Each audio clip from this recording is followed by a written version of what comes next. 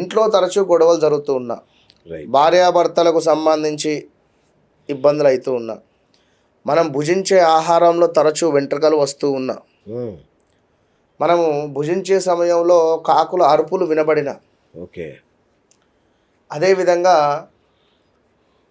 కొంతమేర అప్పుడే మంచిగా ఉండి అప్పుడే గొడవ పడేటువంటి సందర్భాలు కానీ, ఇంట్లో కుళాయిలు తరచూ లీక్ అవ్వడం కానీ, ఒక్కొక్క చుక్క లీక్ అవుతూ ఉంటుంది వాటర్.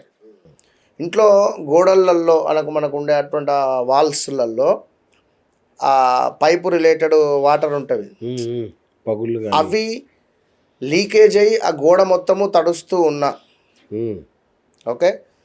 ఇంట్లో పితృదోషం ఉండేటువంటి ఇంట్లో ఏదో ఒక రూమ్లో తరచూ చీకటిగా ఉంటారు ఎవరైనా మనుషులు కానీ, ఎవరైనా కూడా లైట్ వేస్తే ఒప్పుకోరు. వాళ్ళ ఇంట్లో చిన్నపిల్లలు ఏమైనా అరచినా ఏమైనా గోల చేసినా ఆ ఇంట్లో ఉండేటువంటి పెద్దలు అరవద్దు అని కానీ, గోల పెట్టద్దు అని కానీ, అంటే కొందరికి ఏదో ఒక తెలియని ఒక ఫీలింగ్ ఉంటుంది, కోపం వచ్చేస్తుంది, బీపీ, అరవద్దు అని ఏదో తెలియకుండానే.